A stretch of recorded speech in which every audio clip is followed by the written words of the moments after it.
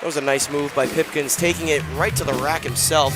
Wide open three, left wing, and it's good. Nylon, the dunk likes that, Matt. A three from the right side, and it's good! The one, Pipkins, the man, yet again. Boom, boom. Boom, boom. Boom, boom. You know what that is, Joe? You breathing heavily into the microphone? No, that right there is the heartbeat on this Friars season. Just barely staying alive there. Friars win this one 70-59 over UConn, breaking a 3-game losing streak. Their first win over UConn since, I believe, 2013. It might be 2012. It's been a long time, and this was a much-needed victory. Yeah. Matt, you and I both picked Providence to lose this game. I have never been happier to be more wrong in my entire life. This was a win that we desperately needed. And from the tip, you could see this team playing with a sense of urgency. It was refreshing to see the defensive effort put forth by this team. It was refreshing to see a consistent second half lineup. And by consistent, I mean, if you look at all five starters played north of 30 minutes this game. That's what you need to do going down the stretch to win these games. I don't care. Maybe like a minute before the TV timeout, you could take someone out, but consistency, effort, and pressure, all there tonight, or this evening rather. Yeah, I mean this is what we've been looking for from the Friars all season long. This is, by the way, I didn't do the typical intro, so welcome to the Flex. I'm Matt St. Jean alongside Joe Howie. We're going to be guiding you through our post-game thoughts here, our instant reactions and analysis.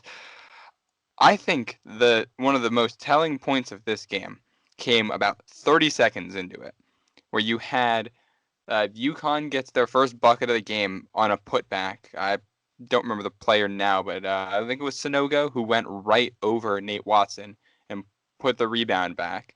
Cooley immediately calls a timeout and pulls Watson out of the game. Now, when we've complained about this quite a bit on the show, I'm not a huge fan of really like going through the lineups and changing things up a whole bunch. But that was a big moment. That was needed because you know that that's what the Friars have been working on in practice. And Ed Cooley is telling them we can't play soft anymore, especially not against UConn. You got to come out and play physical. And they set the tone early by Ed Cooley doing that. That was, Matt, a shocking turn of events. Normally, when Ed Cooley does this kind of punishment substitution, it's not to Nate Watson or a Nate Watson type of player, meaning one of your senior leaders, one of your upperclassmen leaders that usually doesn't make many mistakes. So that was a huge message to not just Nate, but the entire team, basically saying, if you don't do what we prepared, you're coming out.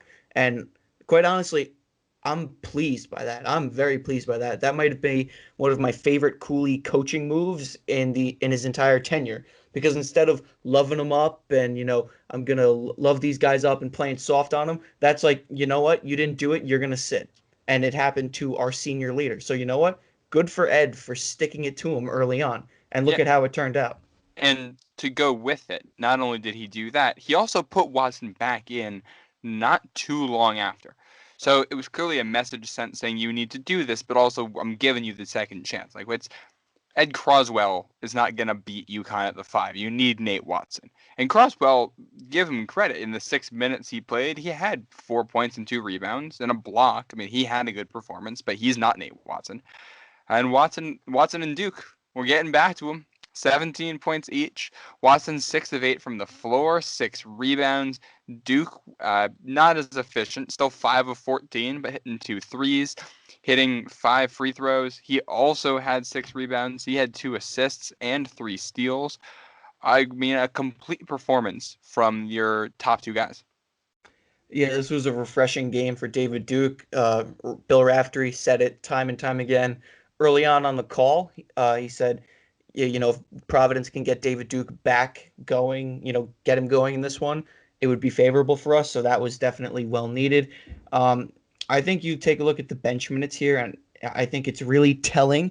And I actually think our bench gave us some good run in the first half. I think Greg Gant had that nice end one. Chris Monroe hit a long overdue 3. As you touched on, Matt Croswell had some solid minutes at the 5.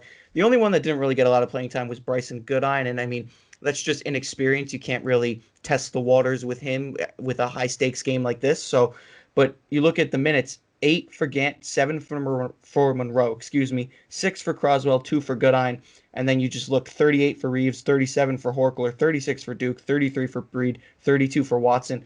That's going to win you the game. And quite honestly, if I'm going to give a player of the game, it's going to go to Horkler. 10 rebounds. Absolutely. He was a point shy of a double double. This is the Noah Horkler that we recruited to Providence as a transfer to play as. Yeah. This is the big man. This is the stretch wing that you needed, and he finally delivered. Yeah, this was. I mean, it's kind of flown under the radar with the losses for the Friars, but Horkler had double-digit points in his last 2 games. He's been starting to find it as a scorer, and apart from missing a wide-open layup with, I think it was under 2 minutes to go, something like that, he had just an outstanding performance. And I mean, 10 rebounds. That's awesome. That's what you're bringing him in for. It's a specialty. It takes a little bit from everybody, and he was so much better on defense. I think Watson, Reeves, and Horkler were all much better on defense than they'd been really at any point Yeah. earlier in the season, and it showed. And they're going against some guys on UConn who are good at that too. So I mean, they're not. There's no it's not a bad team on the other side, and those guys put together a strong performance, getting in front of their men, frustrating them, getting into passing lanes, and then crashing on the boards whenever UConn took a shot. Not to mention 10 rebounds that Horkler had were of 35 total for the team, in which we out rebounded the best rebounding team in the conference 35 to 32. If you asked me on what was that, Saturday after the St. John's game, if I thought we were going to out rebound UConn, I would have told you you were nuts. Yeah, and that's with But here it 12. is. That's with 12 offensive rebounds too. So the Friars were getting those extra opportunities. I mean, that's 8 second chance points for the Friars, and they still got outscored in the paint, 34 to 24. But they hit a couple shots from the outside to make up that difference. Yeah. I think Uh, the only part of the game where the Friars really struggled in any capacity, I think, was at the free throw line, missing 9 free throws. You still hit for a 67% clip there, though, and you got to the line 27 times, so it's a little bit more forgivable. I mean, just think of this though, Matt. I'm not really happy about the free throws. You make all 9, you beat UConn by 20. Hmm. Just think about that. So I think obviously that if you win the game missing the free throws, that's fine. It's not something you're going to go home and write home about, but you'd like to make those to make that final 7 minute stretch a little more comfortable because UConn was pressing, and this was as Dan Hurley of a performance as I've ever seen, Yeah. because, well, in one aspect, his team was tough. Danny Hurley's a tough coach. He's a gritty coach, but he is, oh God, when it was going into a TV timeout, the camera panned over to him laying into, who was it? Was it Tyrese Martin? He was laying into him. And it was after, yeah, they fouled David Duke, which forced, I think it was the under 12 or under 8 timeout. He was laying into Tyrese Martin, and the whole bench was just watching. I was like, relax. That's what happens when you put Tyrese Martin on David Duke. He's Yeah. going to foul him. Duke is faster. Like, relax, buddy. Like, I know I was saying Ed Cooley is sometimes a little too soft on his team. If you're ever ripping into a player like that and the expression on Dan Hurley's face, like, that's just mean. Well, especially when he's getting put in a tough position. I think when you look at this UConn lineup without Book Knight, they're a little bit tough in the backcourt. They like to play big. So, I mean, that's part of it with Duke. He took 14 shots and only made 5 of them, but he was able to get the looks he wanted for most of the game.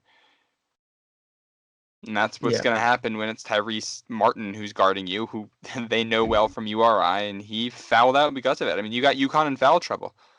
Whaley fouled out, Martin fouled out, Sonogo had 4. By the way, Sonogo only 9 points, but 8 rebounds and 5 blocks. He's a freshman, so watch out for him in the future. That was a really good performance. He's And going to be scary in the coming years.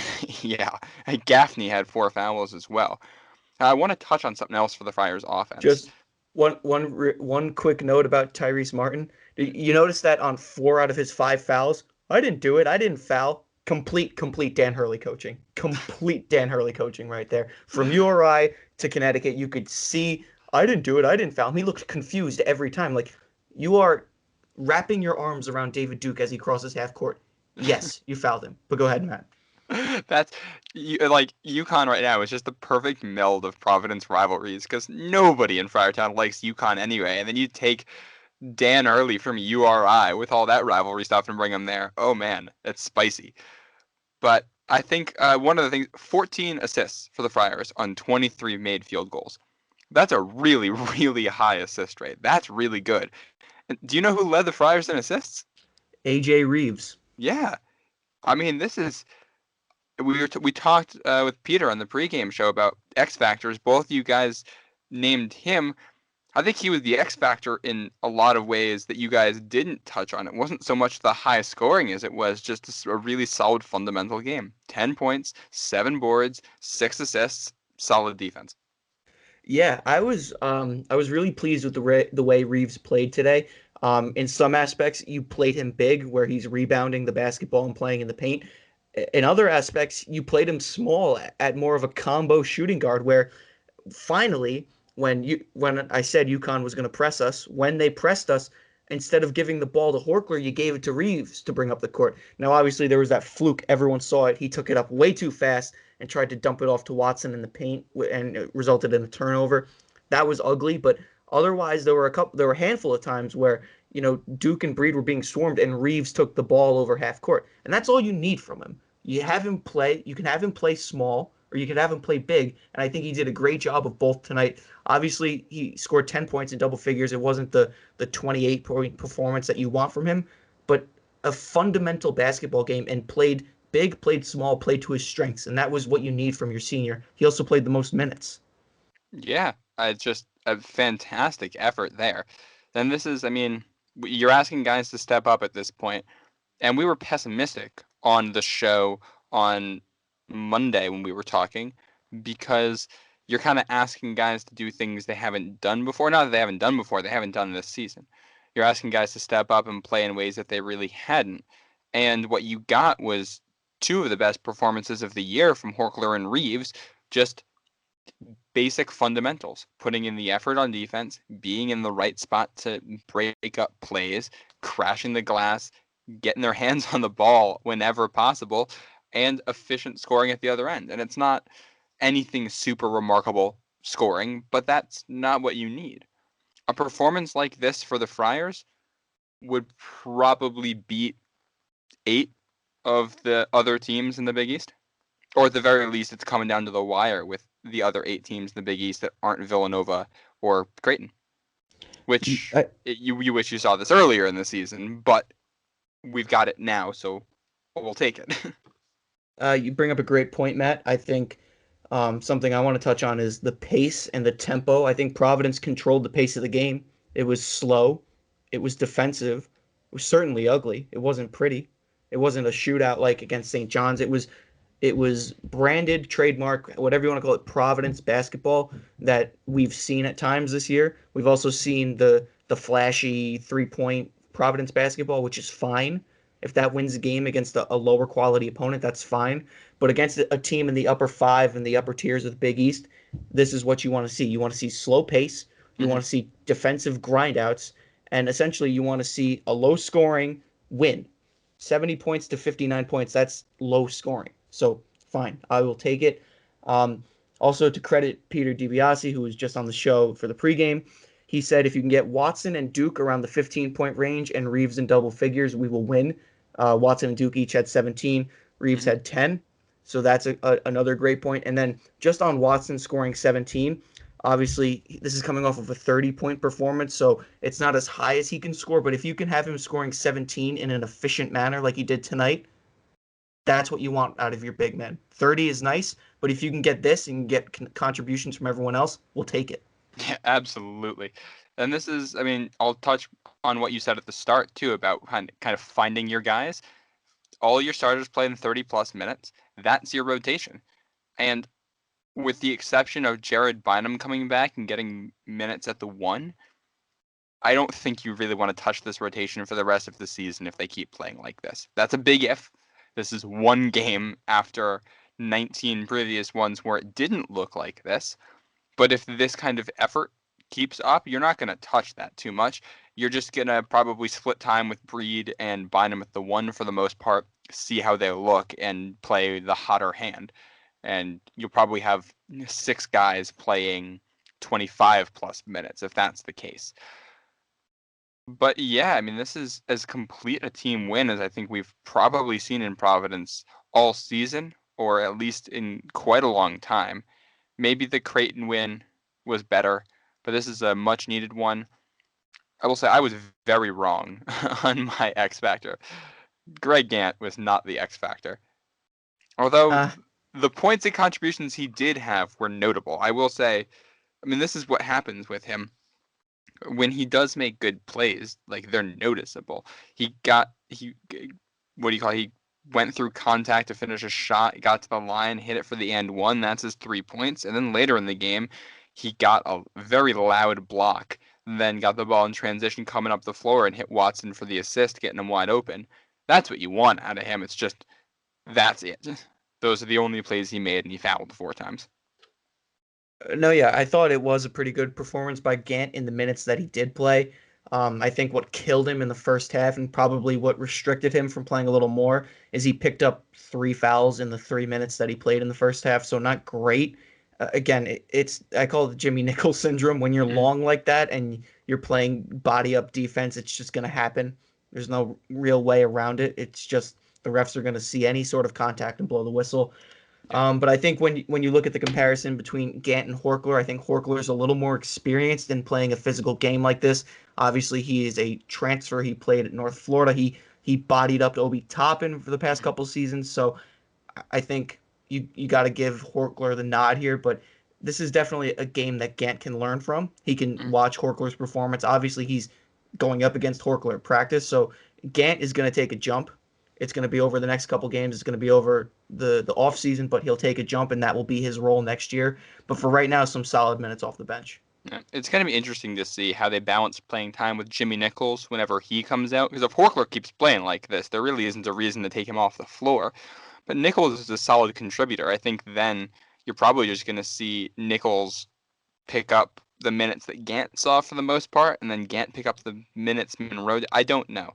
The smaller rotation works for the Friars as long as they're playing like this. So I don't know exactly where Nichols slots in. I did say Chris Monroe's name there. We just need to give him a shout out for that 3 he hit. That was a deep one. Yeah, and that was long overdue for him. You can see every time we put him on the floor, we draw up some sort of 3-point opportunity for him. I mean, obviously when we recruited him his freshman year, it was because he can shoot threes. He hasn't made a ton in Friartown. I think that's due to limited minutes over his 3 seasons here, but he can hit them if he's wide open and he's got his feet set. So that was a nice 3 to watch. I will admit that was in the first half when I was, just it seems at 4 o'clock, right when I turn the game on in the TV right next to my desk, everything starts getting piled on me. Oh, we need you to check this because I'm still working. I'm technically still working right now.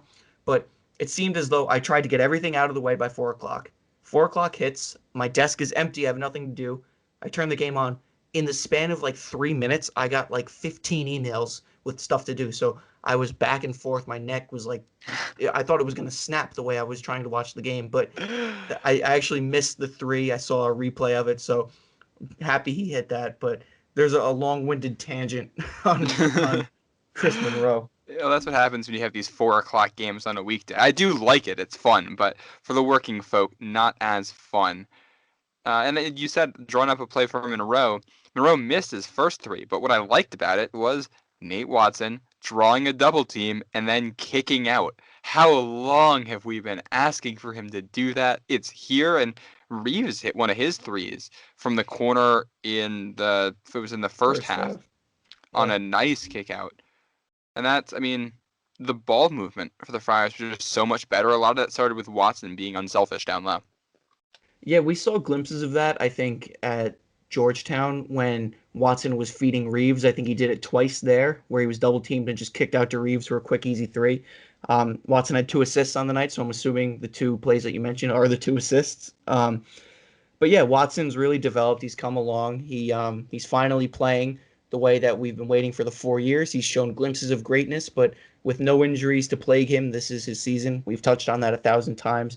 Um, but I do want to note, I think you and I can both agree emotions are high right now. Like we said in the St. John's post game, when we're also fans and we're also doing this, sometimes emotions overlap. So we are talking up on the team. This definitely was by no means a perfect game. It was a well-balanced game, and it was a game that you'd like to see again against the same team and arguably against Villanova and St. John's, where Providence controls the pace and the tempo and is much more locked in defensively. Mm-hmm. But there's still a lot to fix. This is not the final game of the season. We have a long ways to go before we can even talk about resurfacing to NCAA tournament eligibility. I think this is a nice start, a step in the right direction, but I think to keep ourselves and to keep the rest of Friartown grounded, we should realize that we are 500 overall and we are still 2 games under 500 in conference play. I think this game reclaims us 7th place from Butler, who stole it last night, but just some perspective. Yeah, this is obviously not. I mean, it's one game, and the reason, like, we don't want to overreact to it. The way we react to the St. John's game the way we do is because that's 3 straight. Yeah, But this exactly. is so it's one game. If the Friars play like this, if they have found their guys, and then when Jared Bynum comes back, he can slot in and actually play the point guard effectively, there's going to be some rust to knock off. But if he can do that, then Breed's your 6th man, and Nichols or Gant is going to be your forward that comes in, and that's a rotation that can win games. It should have been winning games for a long time in the Big East, and they didn't have it together. But the opportunity is there. There's not a massive gap between the 3rd best team in the Big East, or heck, even the 2nd best team in the Big East in Creighton right now, and the teams at the bottom. I mean, Georgetown beat Creighton, I think it was last week. There's not a massive gap. Anybody can beat anybody in this conference. So you look at the schedule down the stretch, Friars could still lose 5 in a row to finish the season. Friars could win the next 5 and end another year on a 6-game winning streak. If the Friars play like they did tonight, over those next 5 games, they're going to have a chance to win all of them. Doesn't mean they will, but they're going to have a chance to win all of them, which right now I think is really all you can ask for. Yeah, consistency is key here going forward. I think most importantly is you can't let the high of this win distract you from what's ahead, because on Saturday we have a very difficult road game at DePaul, who's going to be looking for revenge after a double overtime loss in Providence. A DePaul team that kept up with us and chipped their way back from a 12-point deficit in the second half. So mind you, we have our work cut out for us. A note you made about everyone playing at the same level as the 2nd team in the Big East, Matt, I'll even say everyone's playing at the same level where every team can beat Villanova too. And I know everyone in Nova Nations would be like, no, we're ranked 5th. You guys lost to St. John's. I mean, I think what we've seen is that everyone is vulnerable in this conference. I don't care if you had a month off for COVID. I don't care if you're ranked in the top 5 or the top 25. Everyone's vulnerable, from Jay Wright to Dave Lato. Doesn't matter where you're ranked or where you're positioned. This conference can play, and they will play. You gotta bring your game or you're going to lose. The Friars have not been bringing their game as of late. You can't rest on your laurels with this one. You got to keep bringing your game every single day. And it's going to get tougher. The game, the Friars turn around to get UConn again in, I think, 6 days. It's next week. I think it's next Tuesday. Yep. Book night was pushing to play for this one. He's almost certainly going to play in that one. Bynum, I think, from what we heard today and yesterday, sounds like he might be a little bit closer. I mean, you're going to play UConn team 6 days later. It might be an entirely different team because they might be getting a lottery pick guy back, and the Friars might be getting their starting point guard back. And it's at UConn. So the fact that the Friars won this one, that this could turn around in a week and look very different.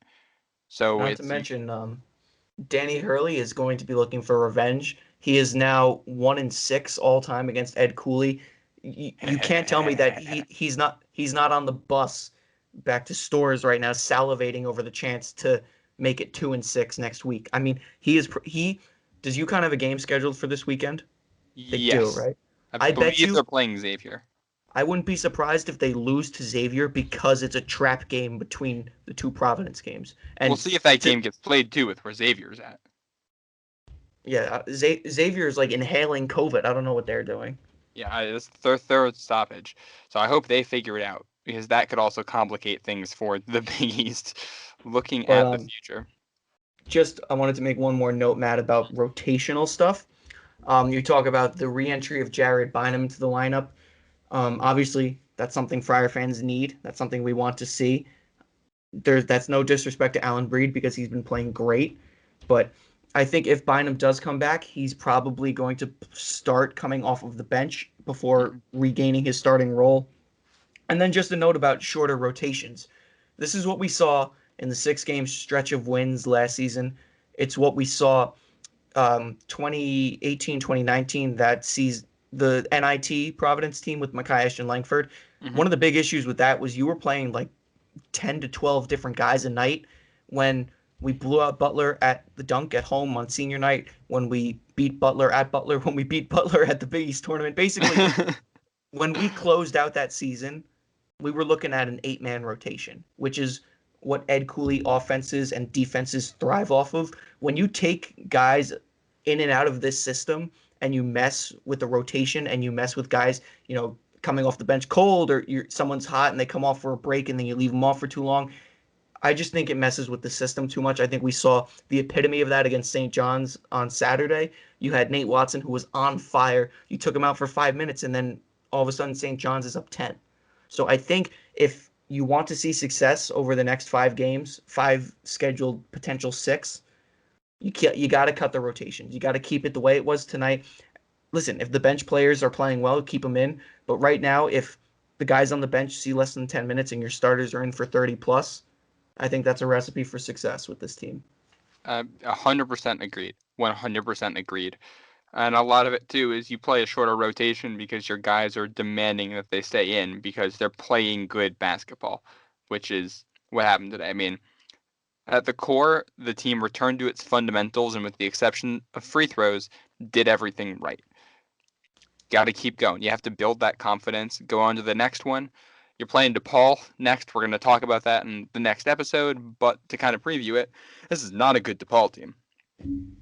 And they've played close with some teams. They did win at Marquette, but they got beaten pretty badly at home by St. John's. They got beaten at Butler. They did keep it close with Creighton, 7-point game. So, it's the Big East. You got to bring your game. But if the Friars bring their game to DePaul and play like this, that game shouldn't be close. I mean, the Friars won today against UConn by 11. You should be able to beat DePaul by that many if they play like this. And that is the biggest if in the world right now. It's the Jekyll and Hyde Friars. But Yeah, if I we, mean, I'm not going to take this DePaul game very lightly. And I mean, I know I'm not playing, but if I was on this team, if I was on this coaching staff, I would not take DePaul lightly. We only beat them by 5 at home, and it took us 2 overtimes to do it, and a huge clutch late game shot in regulation by AJ Reeves to send it to the first overtime. And not to mention, we coughed up a 12-point second half lead to them. So this is a DePaul team that has talent and they have pieces that will work against you. They're going to be playing with a chip on their shoulder like they always do. And for some reason, I feel like with the exception of last season, DePaul always finds a way to split with us. So if I'm Ed Cooley, I'm taking this game like it's the Big East championship. yeah. Because, But yeah, you got to bring that. But on yeah, the flip side of it, Friars last year only won by 1 at DePaul thanks to that late Nate Watson free throw. Came back, played him at home last game of the year. We were on the call for that. Shellacked them by, I think, nearly 40 points. 38. Yeah, so if the Friars are putting it together, if this is your Friars in February and they're going to start getting on bubble watches and all that, if that's what we're starting to see, if this team is bubbling up, then you could also see that type of performance. But at the end of the Oh day, my God.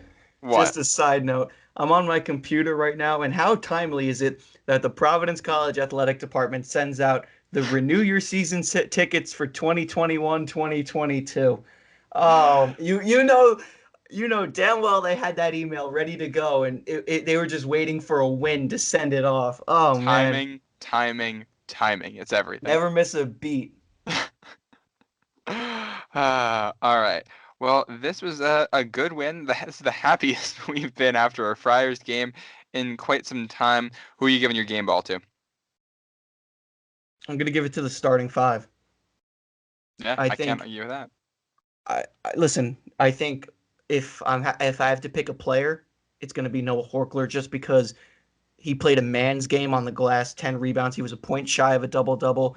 He filled the role of wing forward that has been empty the entire season. Not empty, but it's been a revolving door between three guys that have, for the most part, underwhelmed.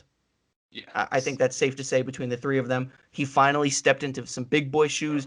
It looked like he was comfortable with the pace of play against a big, and when I say big, I mean like really big, Big East opponent, like physically big. UConn is big. Um, but I mean, when all of your starters play north of 30 minutes and all of them contribute, three of them are in double figures. One is a point shy from double figures, and Breed was 3 points shy of double figures. I think you have to give it to all five. All Yeah. five of them stepped up in a big way. I think that's fair. I'm gonna give mine. I'm just gonna stick with one player. I'm gonna give it to David Duke. He's needed to have a performance like this and to see his game start working. And right off the bat in the second half, I mean, he ripped off 7 shots in a row, or not 7 shots, 7 points in a row. Really started to find himself, and I mean, this is the complete performance. He adds the 3 steals on defense, leads the team. He's got 2 assists, so he's passing the ball. 6 rebounds. I mean, this is what you want from him, and this is still a subpar game. I think you want to see him hit a handful more shots. But 2 of 5 from beyond the arc is not shabby. He started to find it, and that's usually what happens with these guys. They don't. A lot of times, players don't break out all at once. It takes them a game or two to start to build that confidence, and then it all comes together. Don't be shocked if Duke puts it all together against DePaul. I'm telling you that. From this game, don't be shocked because he might be starting to feel it. Joe, I'll give you the last word, and then we'll sign off. Yeah, just a note about David Duke. I think, we've seen it when he's been feeling it this season. 2 30-point performances in the same season. Like, I feel like everyone is talking about James Bouknight's 40 points against Creighton. All right, that's fine. David Duke put up 30 points on 2 separate occasions. That's 10 points shy of James Bouknight's one 40-point performance. I get it, 40 is great for college. The only thing we've seen close to that is Marcus Howard a couple years ago with 53, but Duke put up 30 twice this season. So, let's start talking him up a little bit. But yeah, I think, when Duke and Watson play like this, they both score in double figures. Your front court, your back court split.